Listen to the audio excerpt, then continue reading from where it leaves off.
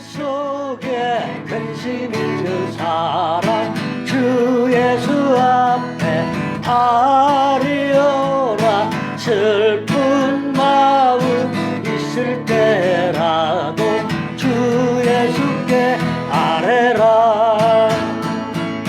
주 예수 앞에 아뢰어라. 주리의 친구니 무엇이나 근심하지 말고 주 예수께 아뢰라. 눈물 나며 깊은 한숨 쉴 때 주 예수 앞에 아뢰어라. 은밀한 죄 내게 있더라도 주 예수께 아뢰라. 주 예수 앞에 아뢰어라. 주리의 친구니 무엇이나 근심하지 말고 주 예수께 아뢰라. 괴로움과 두려움 있을 때 주 예수 앞에 아뢰어라. 내일 일은 염려하지 말고 주 예수께 아뢰라. 주 예수 앞에 아뢰어라. 주리의 친구니 무엇이나 근심하지 말고 주 예수께 아뢰라. 죽음 앞에 겁을 내는 자여 주 예수 앞에 아뢰어라. 하늘나라 바라보는 자여 주 예수께 아뢰라. 주 예수 앞에 아뢰어라. 주리의 친구니 무엇이나 근심하지 말고 주 예수께 아뢰라. 바울이 이제 갈라디아서 1장 16절 말씀에서 계속해서 이제 자신의 회심한 이후의 삶에 대해서 나누고 있습니다.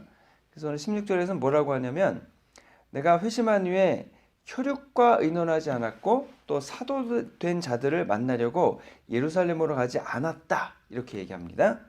이 얘기는 이제 자기가 주장하는 이 사도권이 12사도를 통해서 유전이 됐다거나 다른 유대교의 권위로부터 온 것은 아니다 이런 얘기를 하는 겁니다.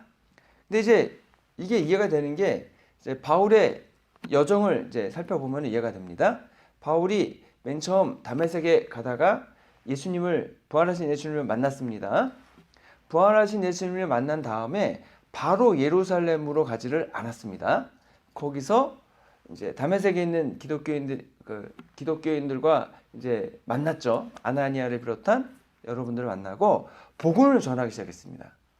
그리고 복음을 전하다가 아라비아 광야에 가서 3년을 지냅니다.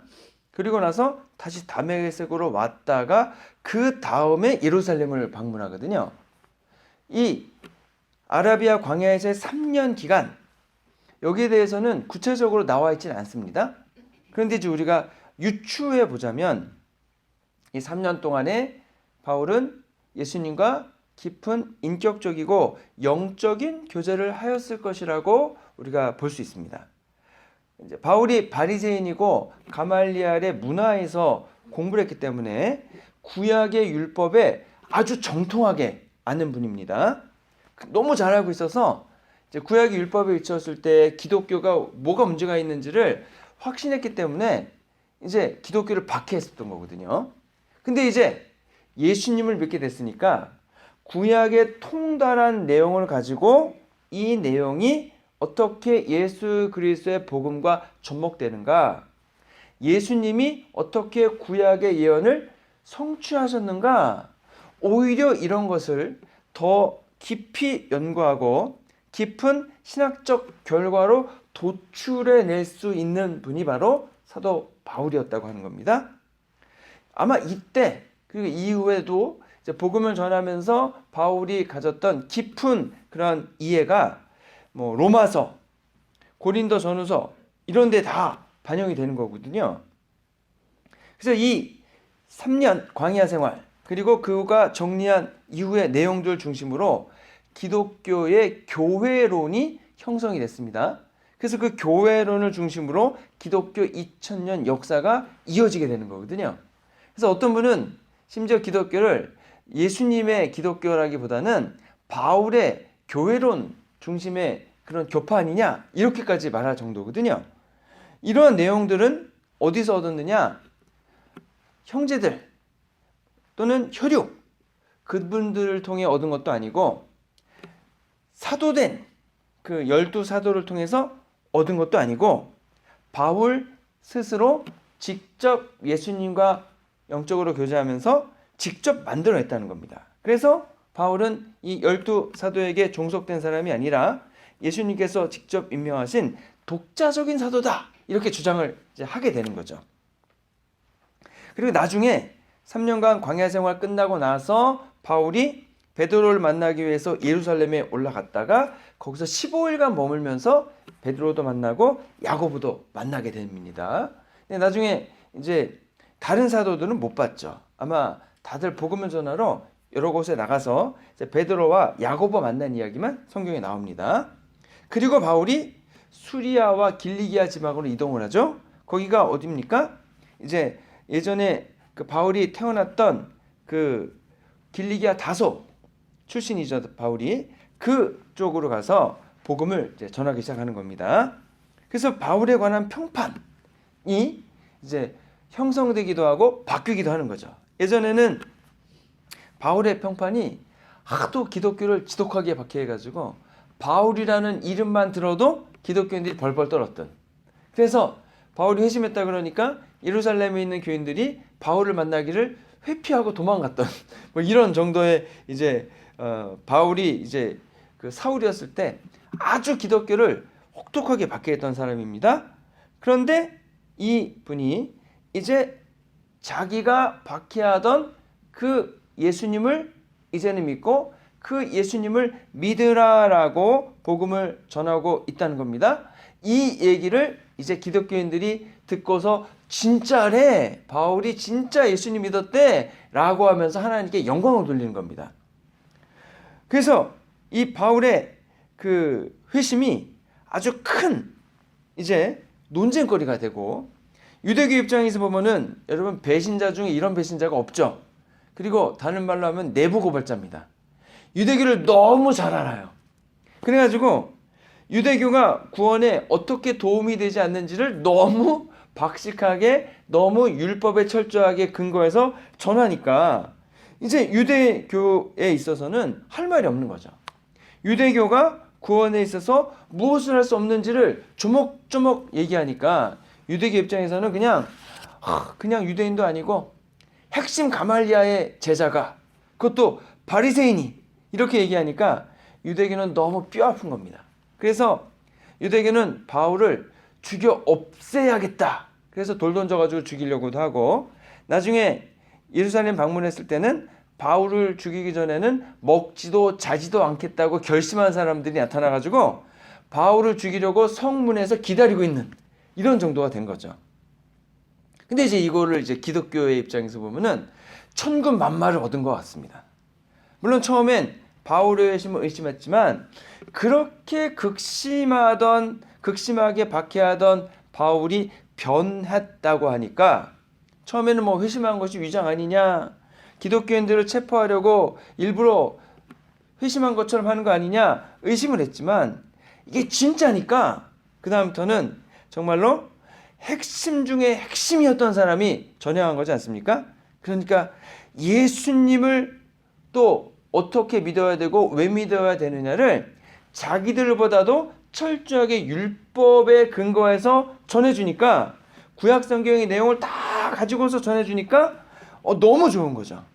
그리고 무엇보다 바울의 삶을 통해 성령의 강력하신 역사하심이 일어나지 않습니까?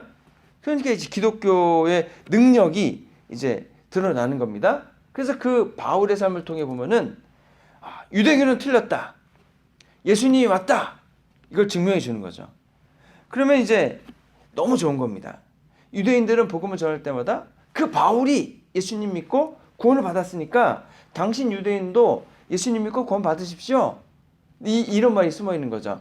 당신이 율법에 대해서 바울만큼 많이 압니까? 당신이 율법을 위한 열심에 있어서 바울만큼 열심을 가지고 있었습니까? 근데 보십시오. 그렇게 열심을 가지고 있던 바울, 그렇게 율법에 정통한 바울이 이제 그 율법의 가르침에 따라서 예수님을 믿고 있고, 이제 그 열심을 가지고서 예수님의 복음을 전하지 않습니까? 그럼 이제 그 얘기를 듣는 유대인들은 할 말이 없어지는 거죠. 바울만큼 열심을 가진 사람이 없거든요. 무엇보다 여러분 이것이 복음을 전할 때 유대인들에게서는 좋은 간증이자 예화가 됩니다. 무엇보다 박해를 받고 있는 기독교인들은 큰 위로가 되죠. 박해하던 사람이 하나님 믿고 변화되었다면 내가 예수님 믿는 것은 올바르다는 겁니다. 그리고 박해가 좀 더 심해진다 해서 지방 정부나 때로는 국가 자체가 기독교를 박해한다 할지라도 안 믿을 것 같은 바울을 변화시킨 하나님께서 그 지방 정부나 국가를 통째로 변화시켜 줄 수 있지 않겠느냐, 이러한 또 기대를 하게 되는 거고, 실제로 그런 일들이 일어나지 않았습니까? 자, 그렇기 때문에 더 큰 소망을 가지고 현재 내가 당하고 있는 고난과 어려움을 이겨내게 됐다고 하는 거죠. 그래서 여러분, 예수님을 반대하고 박해하던 사람도 바울 같은 사람이 열심히 복음을 전하는데, 지금 예수님을 믿고 따르고 있는, 그래도 박해당하지 않고 있는 나의 삶이 평안하다면 더 열심히 복음을 전해야 되지 않겠느냐, 또 이렇게 우리가 얘기할 수 있다고 하는 거죠. 그래서 예전에 여러분 그 스님이었다가 예수님 믿은 분들이 많거든요. 또 무당을 하시다가 예수님 믿은 분이 또 많습니다. 그분들이 복음을 듣고 예수님 믿으면 사실 큰 간증거리가 되죠. 옛날에 어떤 마을에 보통은 이제 우리가 다 시골에 이제 무당 분들이 계시잖아요. 그리고 시골마다 여러분 꼭 산에 뭐가 있습니까? 암자가 하나씩 있죠. 암자가 하나씩 있는데 이제 사람들이 처음에는 기독교가 뭔지 모르고 다 어디로 갔습니까? 무당한테 가죠. 근데 이제 이런 일들이 생기는 겁니다. 무당한테 가도 변화가 없을 때. 근데 그때 젊은 이제 사람 하나가 와가지고는 교회라는 걸 개척을 하거든요. 그래서 그 마을에 교회가 생겼습니다. 처음에는요 아무도 안 가요. 왜 안 가냐면 여러분 종교를 바꾸면은 어떻다고 생각을 합니까? 내가 예전에 믿던 그 신한테 저주를 받거나 안갚음을 당할 수 있다 그래서 아무도 안 갑니다. 그래가지고 맨날 그 전사님이 와서 교회를 개척하면은 혼자 맨날 교회에서 찬송하고 기도하고 예배드리고 하죠. 그러다가 어떤 분들이 이제 오냐면은 무당한테 갔는데 무당이 해결을 못 해주는 거예요. 상황은 심각하고. 그러면은 맨 마지막에 지푸라기 잡는 심정으로 어디에게 옵니까? 무당은 가망이 없다고 하니까 이제 마지막으로 교회라도 한번 가보자. 그래서 교회 왔거든요. 근데 교회 왔는데 어떻게 됩니까? 예수님 믿고 몸이 낫기도 하고 문제가 해결되기도 하고 그러는 거죠. 그러면 이제 그런 분들이 교회를 하나 둘씩 나가거든요. 그럼 이제 무당이 도대체 저 교회는 뭐길래, 저 젊은 사람은 누구길래 내가 해결하지 못한, 내가 모시고 있는 신이 해결하지 못한 문제를 해결하는가, 이제 무당이 관심을 갖게 되죠. 근데도 당장 벗어나지 못합니다. 왜 벗어나지 못합니까? 자기에게 접신해가지고 있는 그 신이 못 가게 하니까. 그런데 시간이 지나면서 이 무당에게도 해결할 수 없는 문제들이 있지 않겠습니까? 무당에게도 해결할 수 없는 문제들이 있습니다. 그분도 해결하려고 씨름하다가 안 되잖아요. 그러면 그분도 지푸라기 잡는 심정으로 나중에 이제 교회로 오는 거죠. 그리고 거기서 문제 해결을 받고 예수님을 믿는 역사가 일어나거든요. 그러면 그 마을에 난리가 납니다. 우리 마을 아니니까 상관없겠지만 그 마을 사람들은 그 우리가 매일 찾아가서 문제를 해결받았던 그 무당도 교회를 갔대. 그러면 어떻게 되겠습니까? 다 교회 가는 거죠, 이제. 예.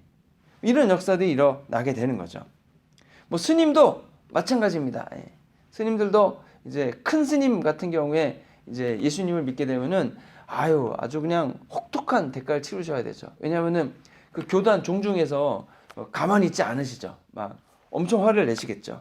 그럼에도 불구하고 예수님을 믿으면 그분이 따르던 많은 사람들이 같이 예수님 믿는 역사가 일어나더라라고 하는 거죠. 정말로 안 믿을 것 같은 분들이 자신이 어떻게 예수님을 믿게 되었는지 설명하는 걸 들으면 정말 놀랍게 되는 겁니다.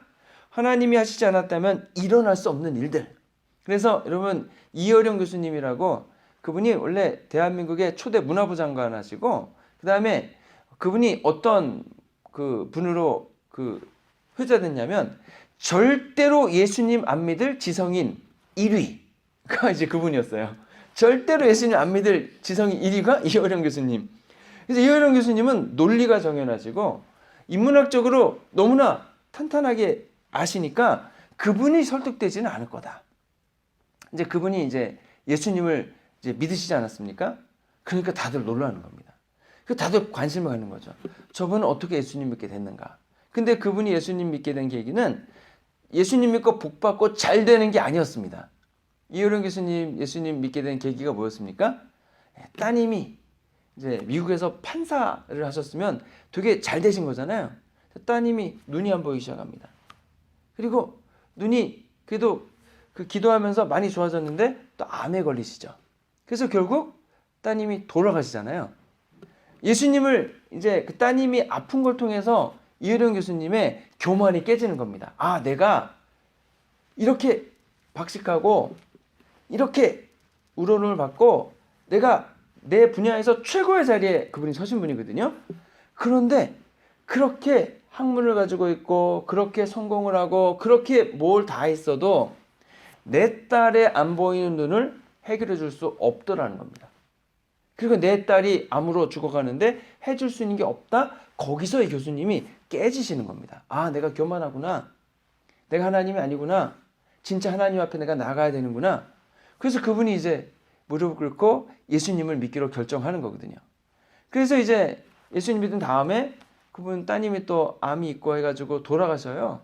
그러면 이제 예수님 믿고 좋은 일이 생겨야 되는데 더 어려운 일이 있고 또 그 이제 손주가 또 이제 불운한 일을 겪고 또 이 교수님도 또 암을 얻으세요. 나중에 암이 생기시고 그럼에도 불구하고 이 교수님이 더 힘들고 어려운 일이 생김에도 불구하고 오히려 그 어려움 가운데 예수님 더 깊이 믿는 그런 역사가 일어났다는 거죠. 그래서 그분이 예수님 믿은 걸 통해서 많은 분들이 아, 진짜 하나님 살아계시구나. 정말로 대한민국에서 안 믿을 것 같은 지성인 1위이신 분이 예수님을 믿었구나. 근데 보통 얘기하는 복받고 잘 된다는 그런 게 아니고 고통과 어려운 가운데에서도 오히려 예수님 믿고 그 힘과 능력으로 그 어려운 과정들을 이겨나가시는 모습을 다 봤다는 거죠. 그래서 여러분 바울의 변화된 삶이 강력한 복음이 살아있다는 증거가 되는 겁니다. 그의 변화된 삶이 유대인에게나 그리고 기독교인에게나 너무나 큰 충격이자 놀라움이라는 거죠. 그러면 우리가 예수님 믿고 변화된 모습들이 우리 주변에 있는 분들에게는 놀라운 증거가 되는 겁니다. 물론 예수님 믿고 안 변하면 어떻게 되겠습니까? 그럼 이제 이렇게 얘기하는 거죠. 예수 믿어도 소용없네. 봐, 예수 믿고 똑같잖아. 이러면은 좀 곤란하죠, 여러분. 근데 그럴 리가 없습니다. 예수님을 진짜 만나고 주님이신 능력과 은혜 가운데서 내가 예수님과 대면하게 되면 예수님의 인격을 닮아가게 되면 변화라는 것이 없을 수가 없게 됩니다. 하나님이 예수님 믿기로 결정한 사람들을 절대로 그냥 두지 않으십니다. 하나님께서 그 삶을 예수님 닮은 모습으로 변화시켜 가져서 이제 하나님 나라에 사는데 아무 지장이 없는 성숙한 인격으로 바꿔가 주시거든요. 그래서 걱정하지 마시고 내가 예수님 믿기로 잘 결정하면 됩니다. 그리고 예수님과 함께 동요하는 삶을 살고 기도하고 예배드리고 말씀 공부하고 하는 과정에 지나다 보면 반드시 우리의 삶에도 변화가 있고 복음을 전하는 강력한 증거되는 삶이 될 줄로 믿습니다. 그래서 바울이 이제 이야기가 14년 후로 이어집니다. 그러면서 오늘 2장 1절에 보니까 바울이 누구 얘기를 하냐면 디도 얘기를 하거든요. 그래서 여러분 14년 전에 바울이 길리기아 가기 전에 예루살렘에 갔을 때는 누구랑 같이 갔다는 얘기가 안 나와요. 그러니까 혼자 간 거죠. 아무도 그 앞에 안 온 겁니다. 아니 바울이 기독교인 잡아서 죽이는 사람이니까 무서워서 안 간 거죠. 그리고 나서 14년 후에 바울이 이제 다시 예루살렘에 가게 됩니다. 이때는 바나바도 있고 디도도 있고 함께 예루살렘에 가는 거죠. 자, 바울이 이제 나중에 2차 전도 여행이 끝나고도 예루살렘에 가고 맨 마지막에 사도행전 20장, 21장, 22장에 보면은 바울이 예루살렘에 올라가서 체포되죠. 그것이 마지막 예루살렘 방문입니다. 근데 두 번째 예루살렘 방문했을 때는 예루살렘에 큰 기근이 생겨서 이제 바울이 개척한 교회들에서 이제 헌금을 해줬고 그 헌금을 가져다 이제 주기 위해서 올라갔었죠. 근데 이제 보면은 여러분 모교회인 예루살렘 교회를 도울 수 있을 정도로 바울의 선교 사역에 열매가 있고 교회들이 부흥해 가는 겁니다. 그리고 혼자 간 것이 아니라 함께 갔다는 것. 이제 바울 주변에 누가 있습니까? 바울을 돕는 동역자들이 생겼다는 겁니다. 디도 같은 경우에는 바울이 진짜 회심한 것이 맞는 것이 여러분 디도는 참 중요한 사람이 됐습니다. 바울이 내 아들이다 라고 얘기할 정도고 그 다음에 바울이 복음을 전해서 그 복음 전도의 결과로 예수님 믿은 분이고 이제는 너무나 중요한 사람이 돼서 바울이 가기 어려운 곳에는 바울 대신 보내는 그런 사람이 됐다는 거죠. 그래서 이제 하나님께서 여러 동료들을 바울에게 붙여주셨습니다. 그래서 여러분 우리가 생각해 봐야 될 것은 바울에게 여러 사람을 붙여주셔서 함께 동역하며 복음을 전하게 해주신 것처럼 사역은 주님의 일은 혼자 하는 것보다 여럿이 함께 이루어가게 돼 있다는 거죠. 예수님이 12제자를 이제 선택을 하지 않으셨습니까? 예수님 혼자 일하지 않으셨습니다. 그리고 제자들이 뭔가를 할 때도 항상 짝을 지어서 둘씩 보내기도 하시고 그 다음에 변화산에 가실 때는 3명의 제자를 데려가시고 항상 함께 일을 하게 하셨다는 거죠. 근데 여러분 혼자 하면은요 여러 가지 어려움이 있습니다. 지치기 쉽고요. 그 다음에 유혹에 넘어가기 쉽습니다. 그 다음에 쉽게 낙심해서 그만해야겠다 포기할 수도 있죠. 대표적으로 엘리야 같은 경우에 여러분 엘리야가 얼마나 위대한 대단한 능력을 가지고 있습니까? 450명의 바알 선지자와 싸워서 이겼잖아요.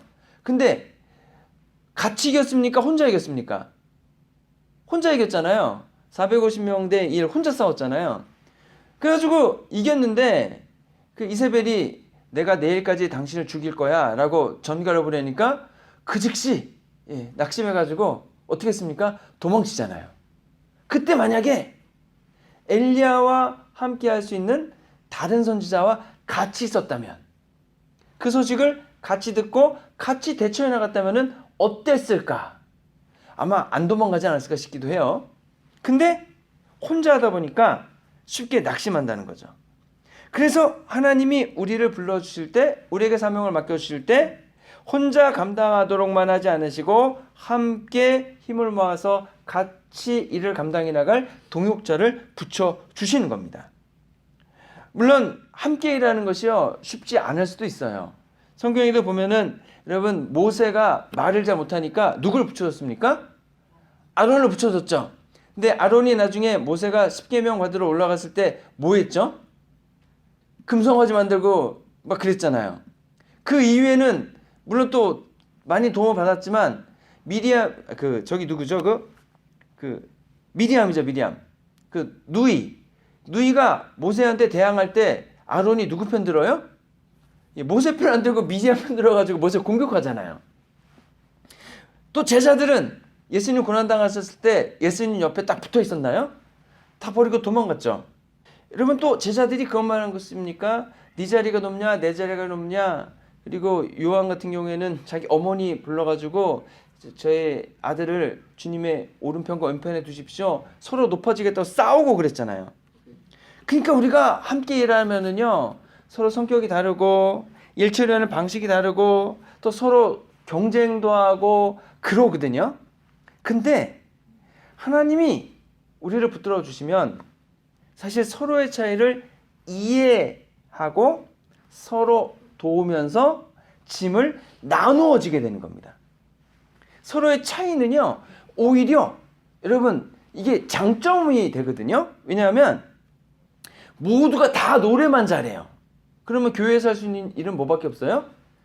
뭐 성가대밖에 없겠죠. 어떤 분은 여러분 운동만 잘해요. 모든 교회의 사람이 다 운동만 잘해. 그럼 어떻게 해요? 맨날 운동밖에 할 게 없잖아요. 어떤 분은 미술만 잘한다. 그럼 다 그림만 그리고 있겠죠. 근데 서로 다양하게 잘하는 게 다르니까 뭐 찬양도 있고 또 벽에 그림도 있고 그 다음에 같이 끝나고 운동도 하고 이런 다양함이 있게 된다는 거죠. 우리가 그래서 상대방이 가지고 있는 장점을 존중해 주면서 각자의 장점으로 하나님을 위한 사명을 감당해 나가서 서로의 장점으로 플러스 알파를 만들어 나가야 한다는 겁니다. 하나님 우리에게 주시는 사명을 감당할 때에 내가 가지고 있는 재능만으로 다 감당이 안 돼요, 사실. 주님이 우리 각자에게 주신 사명을 감당할 때에도 각자가 주신 그 능력으로 장점으로 그 일들을 이뤄 가야 되는 거죠. 그래서 함께 해야 됩니다. 함께. 서로가 서로의 버팀목이 돼줘야 됩니다. 사실 어느 한 사람이 낙심했을 때 옆에 있는 성도님이 버팀목이 돼서 의뢰해주고 격려도 해주고 용기를 북돋아 주게 되면 훨씬 일어나기가 쉽습니다. 그 마음에 용기를 얻고 격려가 되는 거죠. 너무나 고마운 사람들이 우리 주변에 있으면서 함께 더 힘을 내고 이전보다 더 열심히 서로를 격려해 주는 겁니다. 그래서 예전에도 여러분 기러기 얘기했잖아요. 기러기. 근데 여러분 저희 동네에는요. 그 기러기 13마리가 살거든요. 걔네는 이번 겨울에 안 갔어요. 그냥 걸어다니면서 풀 뜯어먹고 살았는데 걔네는 왜 안 갔는지 모르겠어요. 근데 이제 기러기가 날아가면은 V자로 형태로 가잖아요. 저희 동네에서도 꺽꺽 소리 나서 날아갈 때 보면 V자로 항상 가는데 이제 기러기들이 이제 멀리 갈 때에 이제 맨 앞에 있는 기러기가 날갯짓을 하면 이제 공기가 이렇게 펼쳐지잖아요. 상승기를 만들어 놓으면 두 번째 기러기는 상승기를 만들어진 데에 날갯짓을 하니까 훨씬 쉽답니다.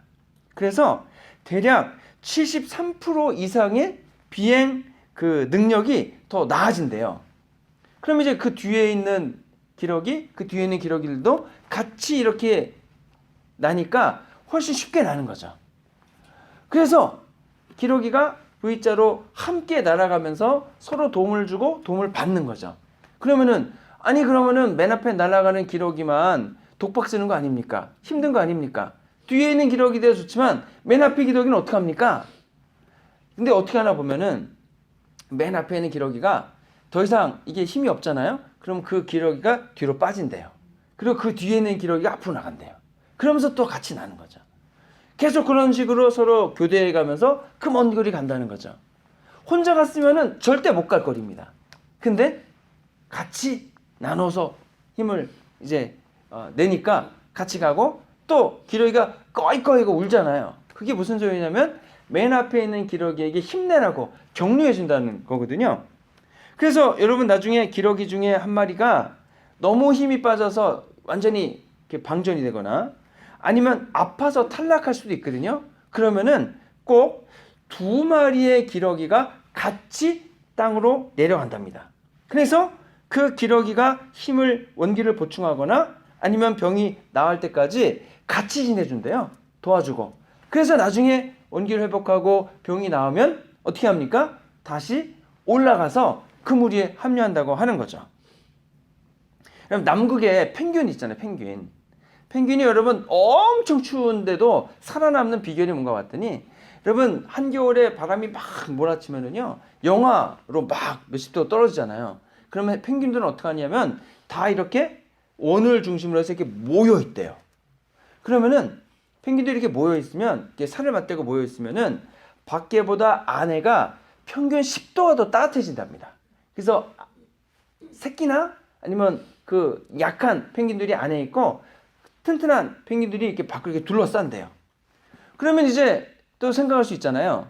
서로 이렇게 살을 대면서 이렇게 따뜻하게 안에 있는 펭귄들을 보호하면서 이제 그 겨울을 긴 밤을 버티니까 이제 다행이긴 한데 그럼 맨 가장자리에 있는 펭귄은 그 추위를 온몸으로 다 막는 거잖아요. 그럼 가장자리에 있는 펭귄은 손해보고 안에 있는 펭귄만 이득 보는 거 아니냐? 또 우린 이렇게 얘기를 하잖아요. 근데 어떻게 하나 봤더니 이 밖에 있는 펭귄이 더 이상 감당이 안 될 정도로 너무 힘들면은요 안쪽으로 들어가고 그 뒤에 있는 펭귄이 앞으로 나온답니다. 그래서 계속해서 순환이 돌면서 서로 돌봐줌을 통해 그 추위를 이겨나간다고 하는 거죠. 그래서 신앙생활이 이렇게 돼야 된다는 겁니다. 우리가 함께 신앙생활하는 분들이 여러분 그냥 우리가 교회 와서 우연히 만난 사람들이 아니고 하나님이 나와 함께 일하라고 함께 신앙을 격려하며 복돋아 주라고 만나게 해주신 분이라는 거죠. 그러니까 거기다 대고 맨날 화내고 손가락질하고 싸우자 덤비고 그러면 안 된다는 겁니다. 불평하고 원망하고 그런 게 아니고 저분이 하나님이 나로 하여금 만나게 하신 데는 이유가 있다는 겁니다. 나를 격려해주고 나를 돌봐주고 좋은 말 해주는 분만 나의 동역자가 아니에요. 왜 그러냐면 내가 아직 완벽하게 예수님 닮은 모습이 아니기 때문에 나를 괴롭게 하고 나를 힘들게 하는 분조차도 아직 나에게 있어서 다듬어지지 않은 모습이 있기 때문에 그분을 통해 나를 다듬으시는 과정이 있다고 우리가 이해할 수 있다는 거죠. 그래서 나를 화나게 하고 열받게 하는 분한테 같이 쌍욕하고 멱살 잡고 싸우자고 하는 게 아니고 여성분들 머리채를 잡고 싸우시더라고요. 네. 그런 게 아니고 그때 어떤 생각을 하냐면 저분을 만나게 하셔서 하나님이 나로 하여금 더 훈련받기를 원하시는 부분, 나로 하여금 변화되기를 원하게 하시는 부분이 무엇인가? 요거를 봐야 된다는 거죠. 왜냐하면 내가 그분이 문제가 있든 문제가 없든 그분을 인해서 나에게 어떤 영향을 받았다면은 내가 뭔가 바더가 되는 부분이 있다면은요, 여러분 그 부분은 아직 내가 해결되지 않은 부분일 수 있습니다. 왜냐하면은 똑같은 상황을 다행히도 이분이 똑같이 행동을 해도요, 어떤 사람에게는 아무 문제가 안 되는 분이 있고요, 어떤 분에게는 문제가 되는 게 있거든요. 그러면 이분한테는 이분의 이 똑같은 이 문제가 안 된다는 거는 이분은 이미 그 문제에 대한 해결을 받았다는 거잖아요. 그러니까 문제가 안 돼요. 근데 이분은 문제가 된다는 것은 그 문제를 해결할 능력이 없거나 아직 해결이 안 됐다는 거잖아요. 그럼 주님이 원하시는 건 뭐겠습니까? 이분이 문제가 안 되는 것처럼 이분도 문제가 안 되는 만큼 믿음과 신앙이 성숙해지도록 주님이 기대하고 계시다고 하는 거죠.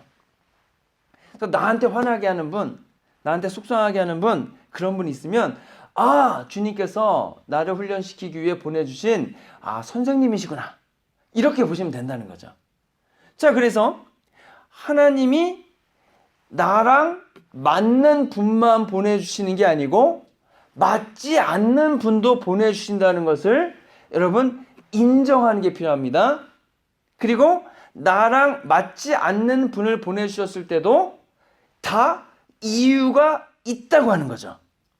그러면서 여러분 안 맞는 분이 있을 수밖에 없어요. 우리가 뭐 MBTI만 봐도 그렇고 뭐 여러 가지 그 성격을 분석하는 그런 것을 봐도 그렇고 나랑 맞는 성향이 있고 나랑 안 맞는 성향이 있을 수밖에 없어요. 사람은 하나님이 다 다르게 만드셔서. 그랬을 때에 나랑 안 맞는 분과 맞추기 위해서 무엇을 해야 되는가? 물론 이제 처음에는 속상하고 화가 나겠죠. 내 상처가 생길 수도 있고. 그러면 우리가 똑같이 반응을 하는 것이 아니고 열심히 기도해야 되고 마음을 다스려 가야 되고 씨름을 하게 됩니다. 씨름을 하게 됩니다. 때로는 미워할 수도 있고 때로는 뭐 멱살 잡고 싸울 수도 있고 그럼에도 불구하고 씨름하는 거죠.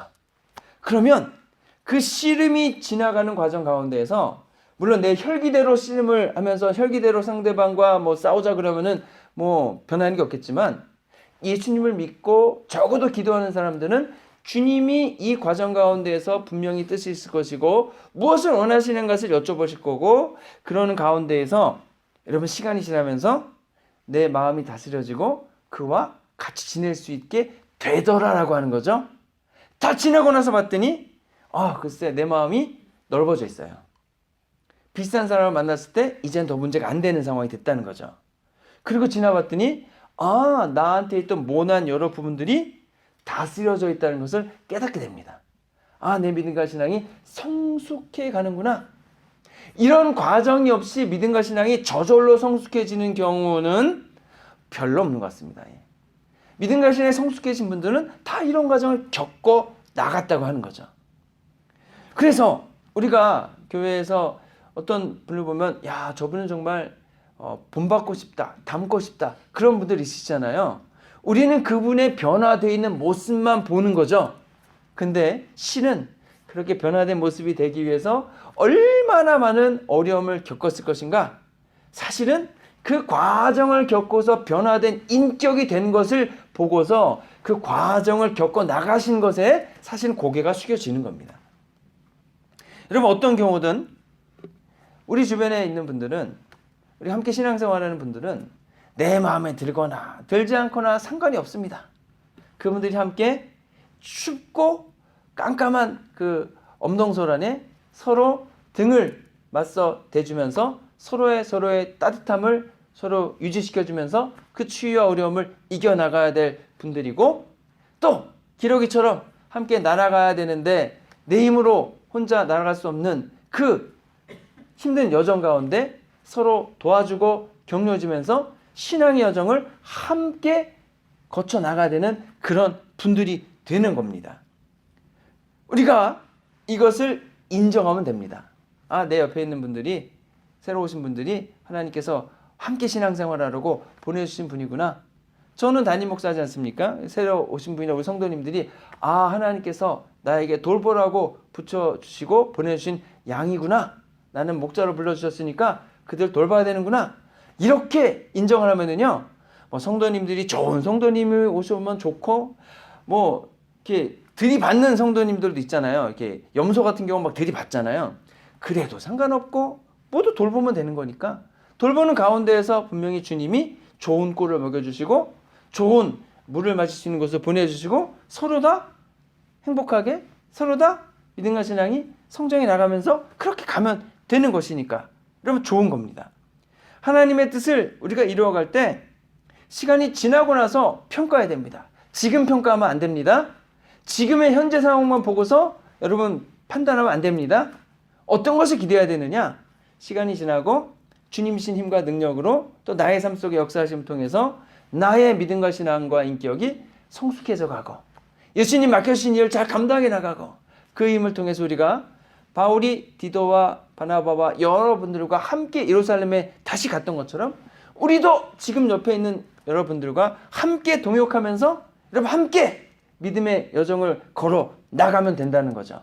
그래서 주님 원하시는 여러 가지 믿음의 일들을 잘 감당하시고 또 그런 일에 같이 협력해서 그 일을 이루어 가시는 그래서 주님께 잘했다 칭찬받으시는 저 여러분 되시기를 주님의 이름으로 축원합니다.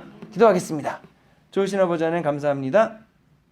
주님 주시는 은혜와 돌보신 가운데에서 저희들이 예수님 믿고 구원받았던 분명한 확신을 가지고 저희들이 경험을 가지고 복음을 전하는데 저희들이 나아가게 하시고 또 함께 합력하여 주님을 섬기라고 보내주신 여러 성도님들 하나님께서 저희들에게 보내주신 분들로 인정하고 만나게 하신 분들로 인정하고 서로의 장점과 서로의 지혜를 모아 합력하여서 주님 원하시는 놀라운 믿음의 일들을 잘 감당해 나가는 그러한 일꾼들로 저희들이 인정하고 함께 나아가도록 하여서 주님이 원하시는 사명을 온전히 이루어가도록 역사해 주시옵소서.